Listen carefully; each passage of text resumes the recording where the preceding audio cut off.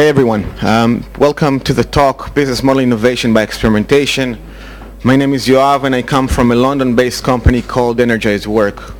And at Energize Work, we try to help businesses understand and use technology in a more effective way. And we work with small companies and with large companies, but mainly Energize Work grew out of the frustration with seeing software being built that has no impact on the business. And I'm sure many people here know the situation, and I've heard it in other talks, even though I don't understand Italian at all. But I've seen it on the slides of many other talks. And we decided to investigate and see how can we help companies build software that will actually have impact on the business. And this talk pretty much represents what we've learned with the years and where our thinking is today, and it's quite dense. There are a lot of definitions and topics, but my suggestion to you is to let this talk inspire you. It's not about remembering and writing down everything. It's more about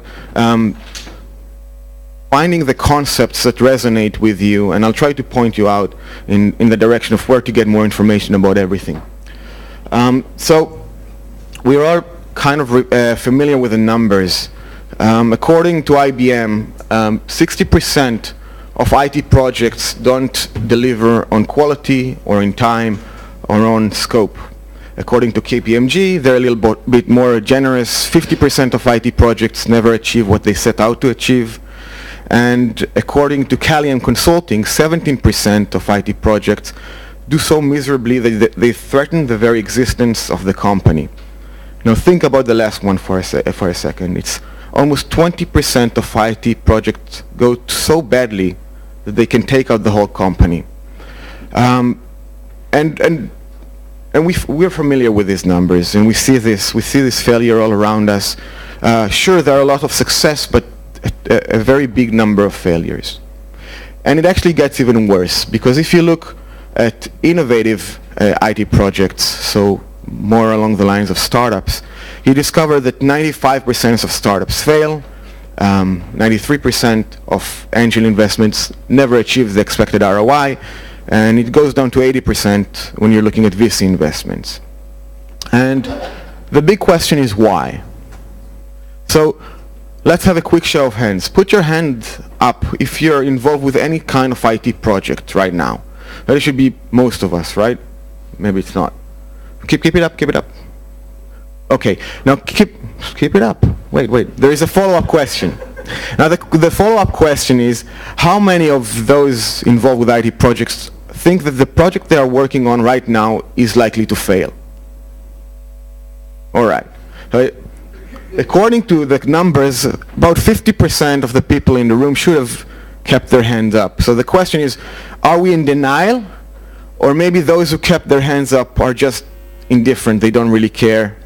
And we've been asking this question a lot. We've been asking our customers, and we've been asking our partners, and even our competition.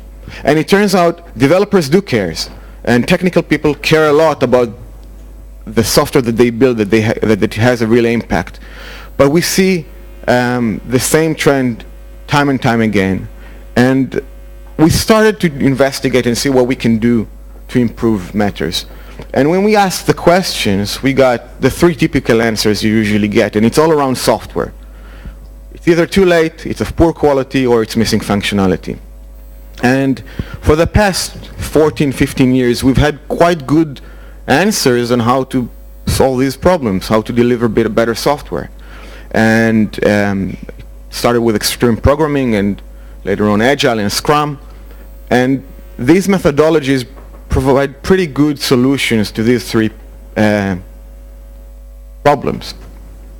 Now, we should all be familiar with Agile right now. The interesting part about Agile is it centers around development. It tries to provide a solution to software, and that it's about learning new information as we go along. And that's the profound insight Agile had, and it's quite different than anything else that came before it.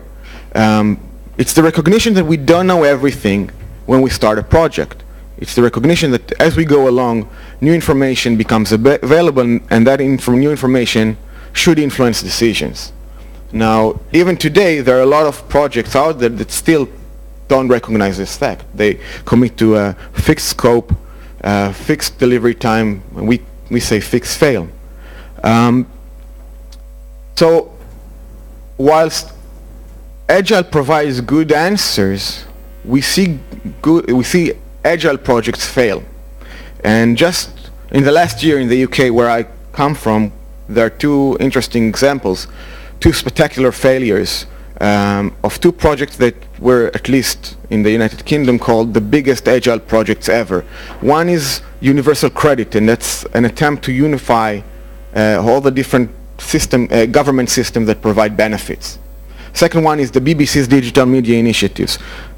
Both of them very big Agile projects, both of them fail, and we know the answers. Many times it's because Agile wasn't implemented correctly, but again, the question is why? Why was it implemented correctly?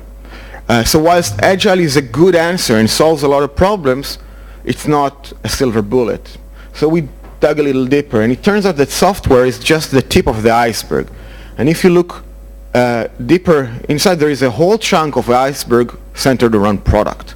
And it answers questions such as who is the customer and how do we acquire new customers, and a bunch of different questions. And maybe the last one is the more common and important one, is how do we know which features deliver the most value? And for the past 3 or 4 years, we had good answers to how to do this in a better way. And the Lean Startup is an example of a good methodology, or a better methodology for product development.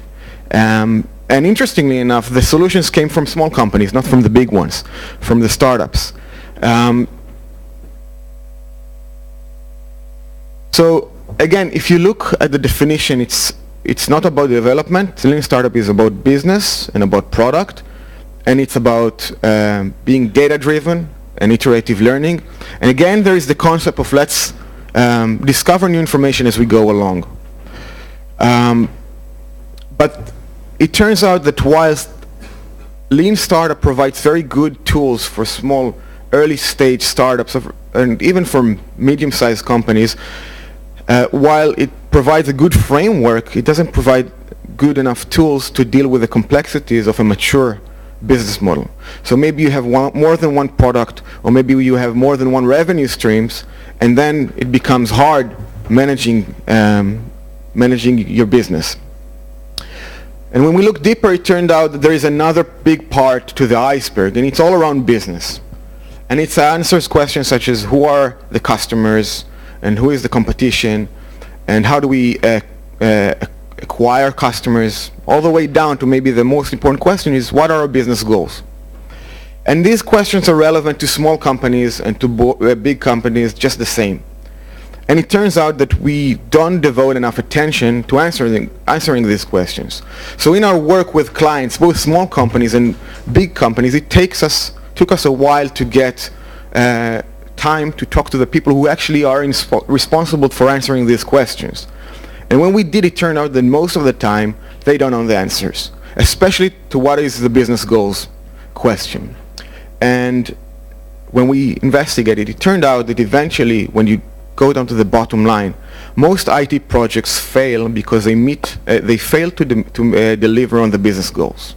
So on the one hand, we know this is why they fail. On the other hand, we don't give this enough attention, and we don't answer these questions. So how can we fix this? How can we do a better job of answering these questions? The definition of what is a business model is basically a plan for the successful operation of a business. That's kind of simple. And there is a wider context. If we look up there, it's about customers and products, and it's about financial details. So I'll tell you a little bit about me personally. I started as a developer many, many years ago, and I made a cross from technology to business. And the path I took was through leading developers, and then founding my own startup company, and then founding a software development shop. Eventually I partnered with Energize Work, the company I work with now, where I do business development. And during that time, I worked a lot with startups. And it's quite common. I went to a lot of startup pitching events and different startup competitions, and it's quite a common scenario to have someone on stage pitching their idea for a startup, pitching a dream, talking about the product, and then you'd have someone in the audience, or maybe someone from the panel of judges ask, so what is your business model? And the person on stage would say, well, we plan to generate revenue by display advertisement or by charging a subscription. So we see time and time again this trend of reducing the idea of a business model down to the idea of revenue streams. Now, the definition we have here is actually quite wider in context, and for a time there we felt like this difference is an important one. And finally we found a very good or a better formulation of what is a business model, and it comes from a book called Business Model Generation, which I highly recommend. And it offers this thing called the business model canvas, and it breaks down the idea of a business model down to 9 building blocks, starting with the one in the middle that talks about value proposition, or maybe it's the product, and then talking about customer segments. But it's not just who the customer is, it's how we break down the customers into different groups. It talks about distribution channels, so how do we acquire new customers, about customer relations, how do we maintain a relationship with existing customers, and then 2 important building blocks at the bottom. One is about revenues, and there may be more than one revenue stream, and there may be a different revenue stream for each customer segment. And another one is about cost structure, and it's incredible how often we neglect to talk about cost. Generally speaking, most businesses fail because of bad cash flow. And we can never get cash flow right if we don't understand cost. And especially with successful companies who make good profit, they tend to neglect to understand cost. Final 3 building blocks is around key activities. So what does the company do from day to day? Is it about development? Is it about selling advertisement, buying advertisement? Key resources. Is it developers? Is it Google Compute Cloud hours? And finally, partnerships. And partnerships are also interesting because they're an amazing enabler to a variety of business models. Now, the interesting thing about the way the book goes about describing a business model is that we can innovate about business models just by changing a single block from this diagram. We don't have to be innovative about everything. It's enough that we find a new distribution channel for an existing problem, that we have an innovative business model. Now, you may be asking at this point, all right, so we get this business model thing, but it's really, why not leave the business model part to the business people? And I'd like to make a suggestion for your consideration, and by the end of this talk you can tell me whether you buy into it or not. And maybe it's the most important part that you can take from this presentation. And the suggestion is that the distinction between business people and techies is anachronistic and maybe even an artificial one today. And I'll give you 2 reasons why I think that's the case. The first one is that since the rise of the internet and the web, and later on mobile, more and more innovation in our industry has been less about intellectual property and hardcore algorithms, and more about business model innovation. Companies such as Facebook or Spotify, Airbnb are innovating around business models. They're not innovating with new breakthroughs in technology. And the second reason is almost the opposite of the first one, and that is that more and more companies today depend on technology to deliver their business model. So the same companies, Facebook, Airbnb, Spotify, could not be doing what they're doing without technology. So we see an interesting situation where while technology is crucial for businesses, it's not the main driver for innovation. And that is the reason why I think that the lines between business and technology are blurring. And we'll get back to that a bit later. So to innovate with a business model and to validate a business model, we need to tick 3 boxes. And we call this a product market fit. First, we need to validate that there is a real need, a reachable audience faces. Second thing we need to validate is that there is a possible solution to the problem, to the need, that the audience is happy to pay for. And the last thing that we need to validate is that it's possible to package and deliver this solution in a cost-effective manner. Again, this is what we refer to as product market fit. Now, let's break this down a bit further. When you think about everything that I've mentioned so far, so Agile and Lean and business model generation, it's all about reducing risk. Even though it doesn't seem like it most of the time, when we go through this talk, you'll see that it's all about reducing risk. And it makes sense. Technology is a risky business. We all know this. And we deal with risk quite a lot in our industry, but for some reason we don't call it risk.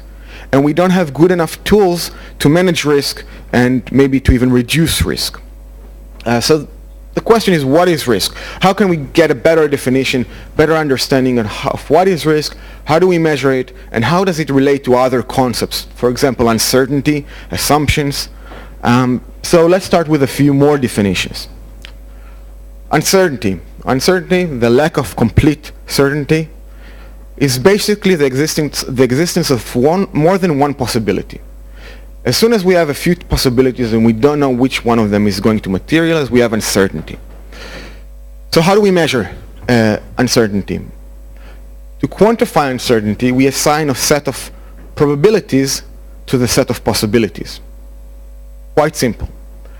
The example is, there is a 60% chance the market will double in 5 years. The 60% is the probability, and the double in 5 years is the possibility. And there may be other possibilities out there with other probabilities. All right, so what is risk? Risk is a state of uncertainty where some of the possibilities involve loss. Right? State of uncertainty where some of the possibilities involve a loss. And the example here is, let's talk about quantifying risk. To quantify risk, we assign to the set of possibilities, we assign a set of quantified probabilities and quantify losses.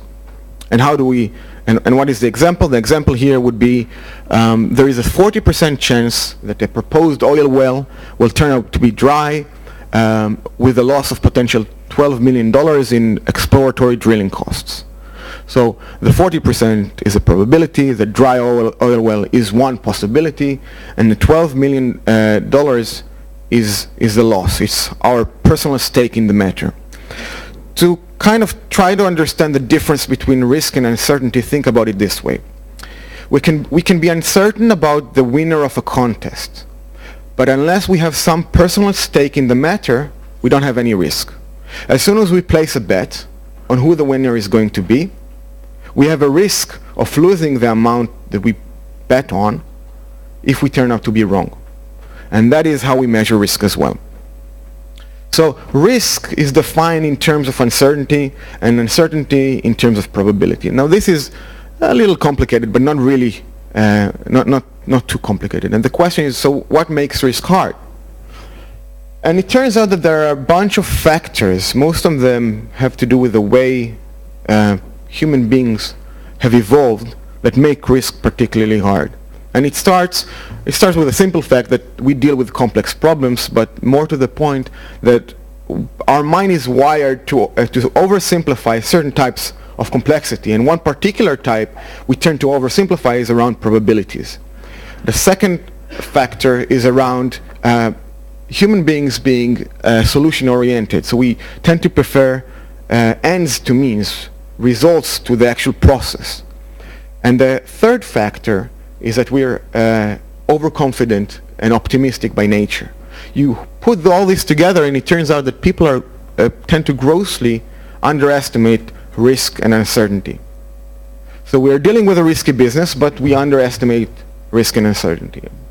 And it gets even worse, because there is a concept of compound risk. Compound risk is what happens when you put more than one related risks together. And almost everything that we do when we talk about technology and software is about compound risk.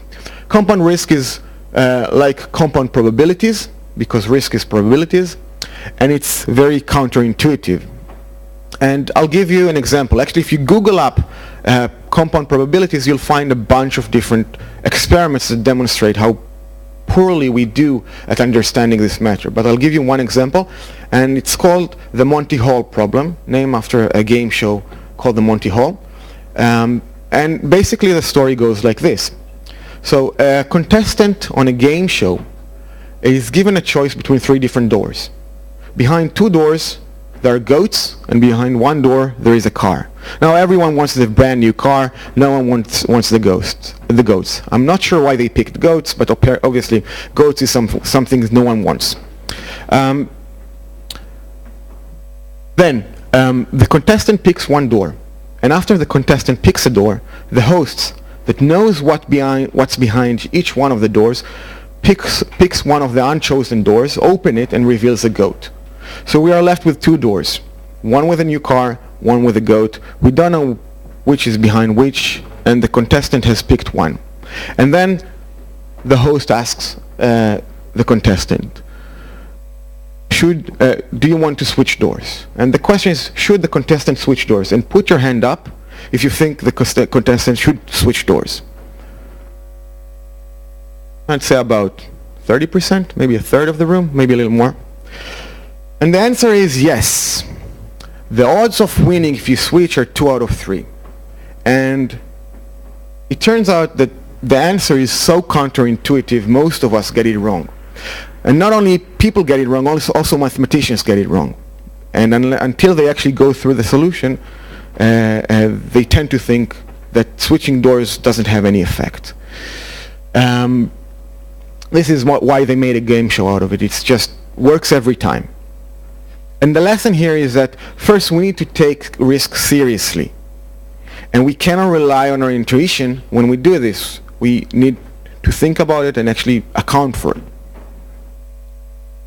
Welcome to Risk Management 101.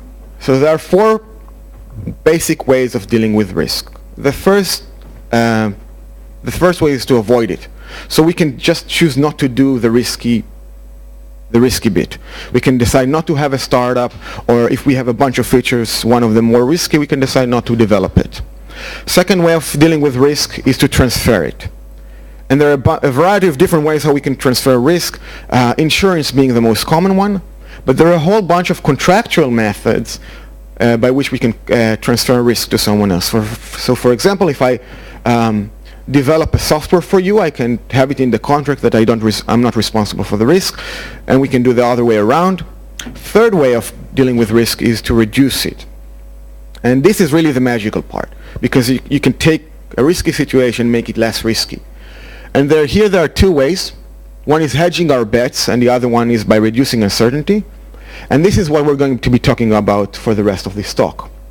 And finally, there is the 4th way of actually retaining a risk.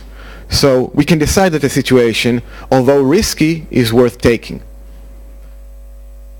So risk reduction.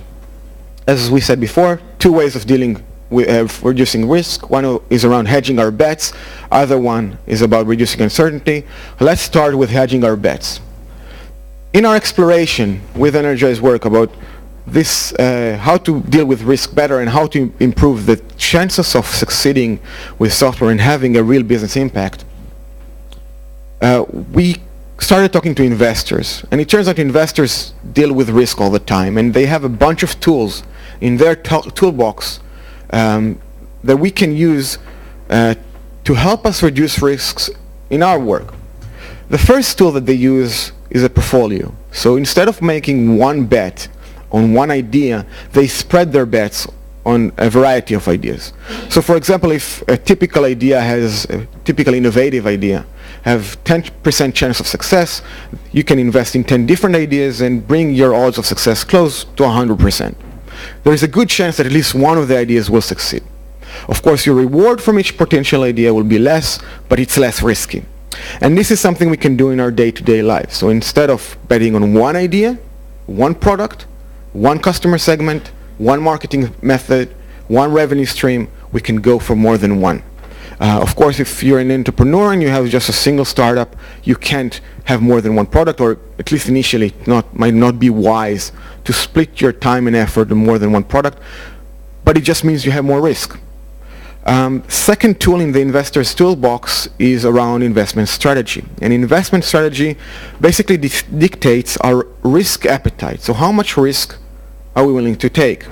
Maybe spreading our bets on 10 different ideas is not safe enough, because we're dealing with probability, and even though it comes close to 100, there is a chance that none of these ideas will succeed.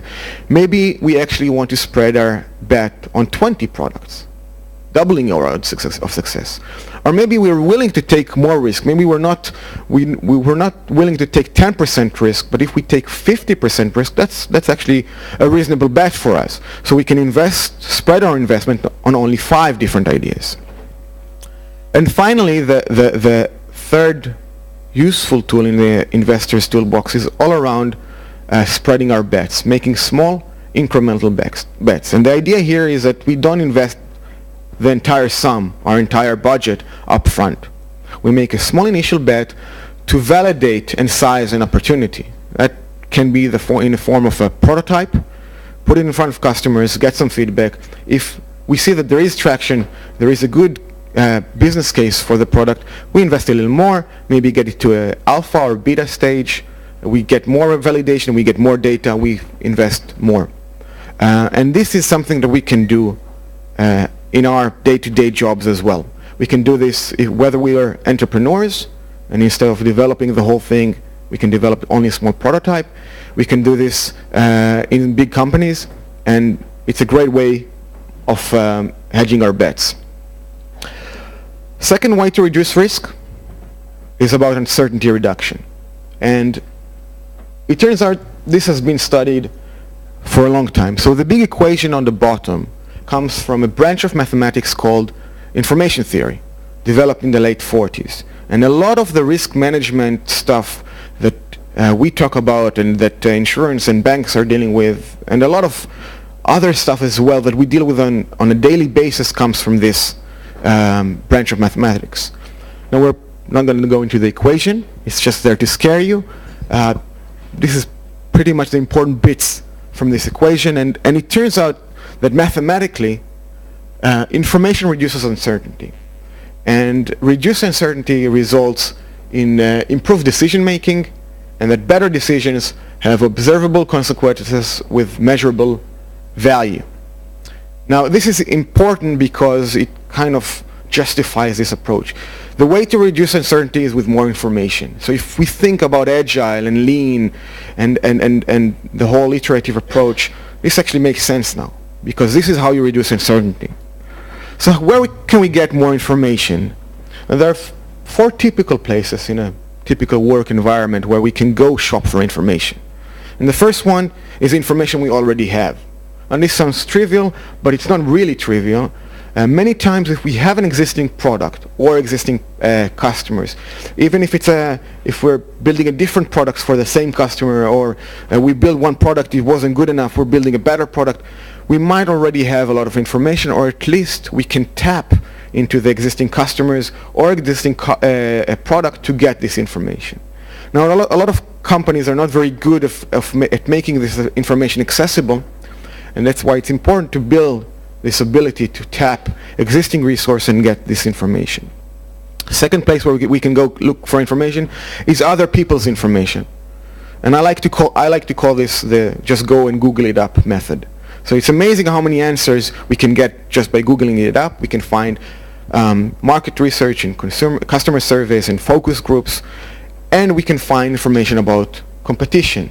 And many times just looking at the competition we can learn a lot about products, about marketing, about business decisions.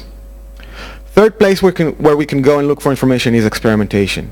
And this is where we're going to center today. Experimentation is actually about making up new information. And the fourth place where we can go look for information, and that's almost kind of similar to experimentation, is existing products. So when we already have a live product, we can tap into analytics coming from this product, or do A/B testing, which is a sort of experimentation, and get new information from there.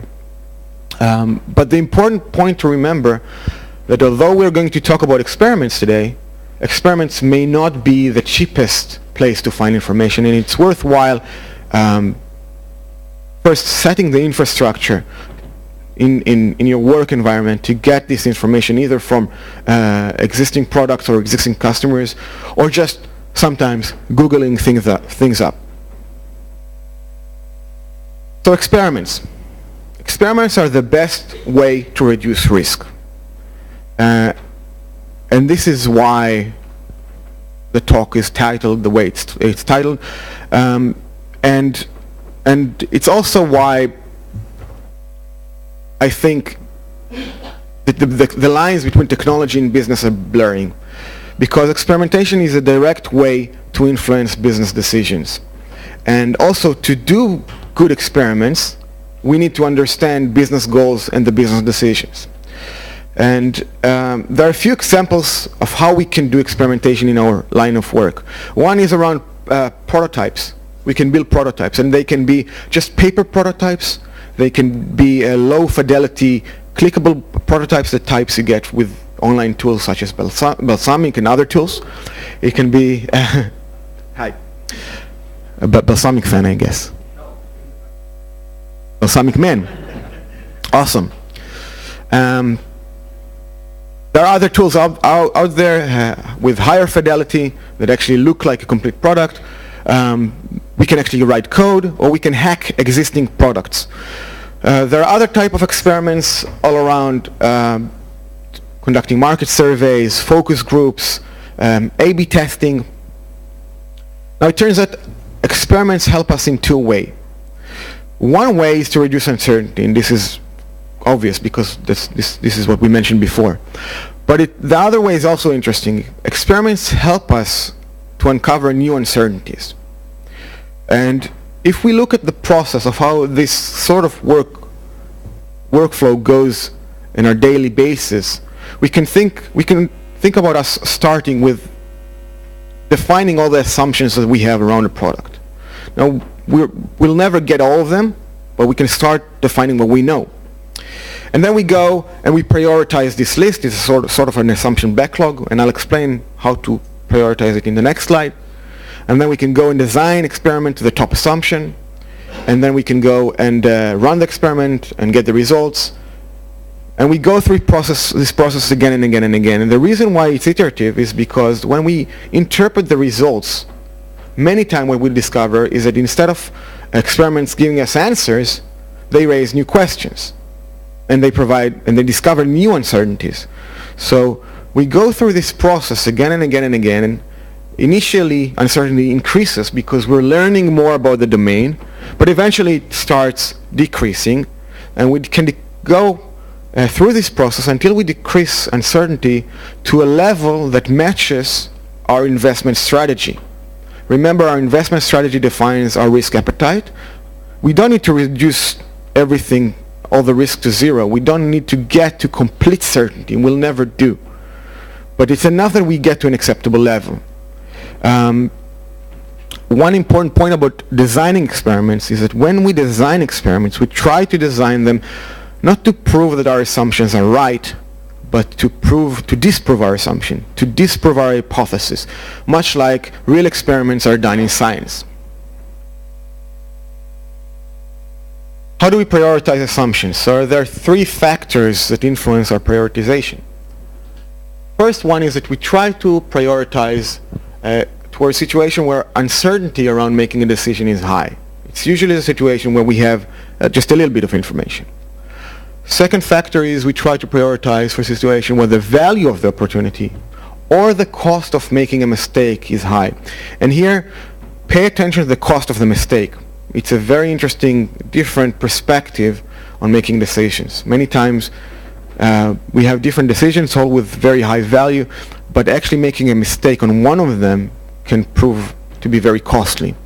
And finally, we try to prioritize experiments for the experiment which is least expensive in terms of cost and time. Now, there is a common misperception that where we have a little bit of information, situation where we have just a little bit of information, we need a lot of information to gain valuable insights. And actually, the opposite is true. In a situation where we have a little bit of information, we just need a little more to change our worldview, to discover valuable information. An example of this is called the rule of 5. So let's say we wanted to find what is the outcome, what is the income of the people who attend this conference. So what is the bottom, what is an indication of the lowest income and the highest income. Turns out it's enough that we ask 5 random people. If we pick 5 people in random from this conference and ask them what is the income that you're making, there is a 93% chance that within these 5 people we'll have a good indication of the lower bound and the upper bound. This is an example of why in a situation when there is a little bit of information, just a little more can be very useful. And it's a good answer because we come across a lot of executives that tend to think that because we have no idea about a problem, we'll need to do a lot of work to gain valuable insights. So how do we design good experiments? So we start with trying to falsify an hypothesis, not confirm it.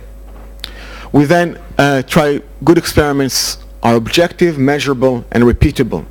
Repeatable means that we can conduct the same experiment at a different time, at a different place, and come up with the same results. And the fact that an experiment is repeatable is a good indication that it's objective. Good experiments are controlled. And it's very hard to make controlled experiments, especially when we're dealing with people, with customers. It's hard to isolate just one variable. And the answer to this is to make more than one experiment. Make several experiments, each time coming from a bit of a different angle until we get a good confidence that the variable that we're trying to measure is really what we're measuring. Good experiments are cost effective. And finally, good experiments influence a decision. This might sound trivial again, but it's amazing how many, especially large companies we work with, where we design experiments or they design experiments, and they already know that it doesn't matter what the result will be, they have already made a decision. By the way, usually the decision is to go with the gut feeling of the executive responsible for the department. So you're wasting your time.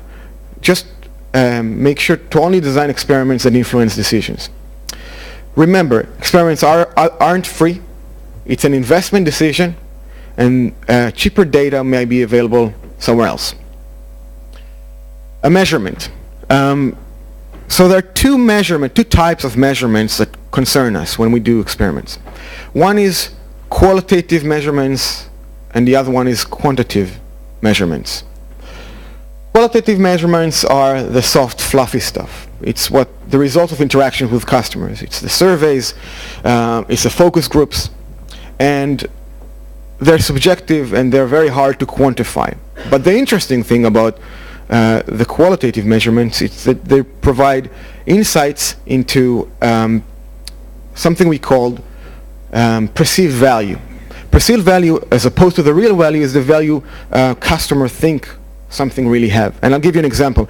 A couple of months ago, we worked with a large broadband provider in the United Kingdom, and this provider was delivering an upgrade to their service. So their customer was supposed to get better, more bandwidth. And they asked us, before going to a marketing campaign claiming how much improvement they're going to deliver, to help them deliver a little application that they can, a mobile application that they can provide their a bunch of test customers, that they can go and measure their bandwidth before and after. And we did this test, and it turned out that the difference was really small. So the whole new upgrade delivered very, very, very little value. But then we went on and made a survey, and we asked people how much they think the upgrade really mattered. And it turned out everyone was very happy. The perceived value was very high. And we see this, especially, I'm sure you've seen this before with bandwidth. People think their internet is slow. It doesn't mean it's slow. So qualitative results are very good supplementary to quantitative results. In fact, we always recommend to do both of the types of measurements.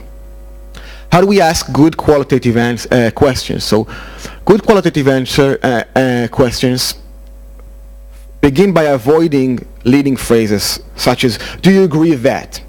So let's say we're developing a product to improve the experience while driving. It would be a mistake to ask our test customers, do you agree that our product improves the experience while driving? And this is leading them on.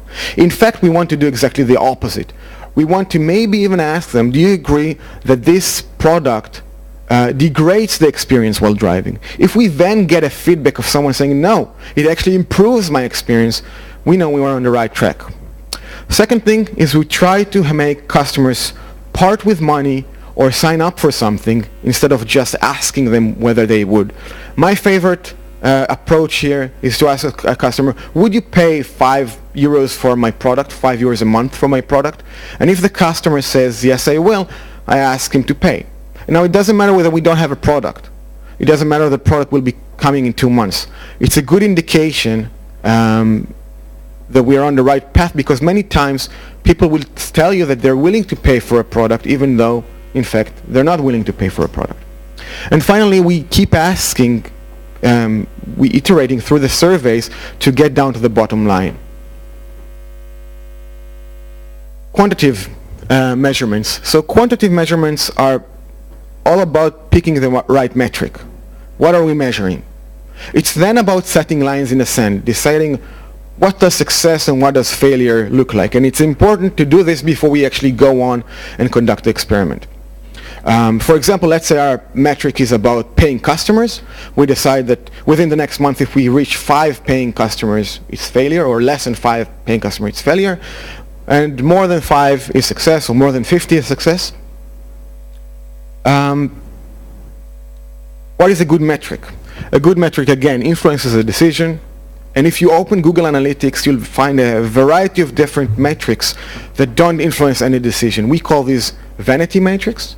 So bounce rates and page views, they might be very alarming when they go down, but if we don't do anything differently, no matter what the results are, they're not a good metric. A good metric is comparative, so we can take 2 different measurements and compare them. Rates and ratios are great matrices because they are easier to compare and act upon. And finally, the best metric is something that matters to your customers. Because if you manage to improve on something that actually matters to your customers, you know you're delivering value. All right? All right, so to put everything together, the key, it turns out, according to our experience and others' experience as well, that the key to success of IT projects is better risk management. Now, information reduces uncertainty and therefore reduces risks. And experiments are the best way of getting new information. And experiments are most effective in a high uncertainty, high value, little data situation. Another way of reducing uncertainty is about hedging our bets. So making small increments in bets, aborting new bad ideas, and making further investment in the good ones. And finally, challenge the distinction between business people and technology people.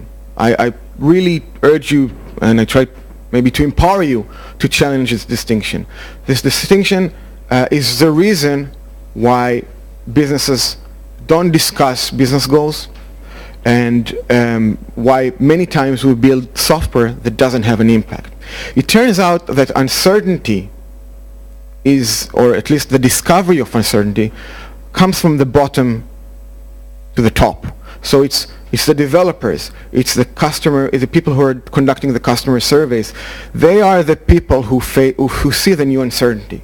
It's the people who interpret the data that discover the new uncertainty. It's quite common, and anyone here who's ever dealt with data know this.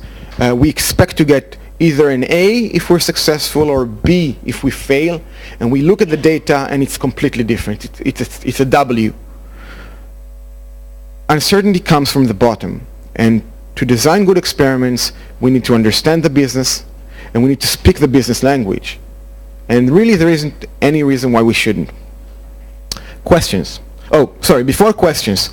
So, as I said, this talk was based on our experience, but also a lot on other people's experience. A few books I highly recommend: The Lean Startup, business model generation, how to measure anything, and lean analytics. And now questions.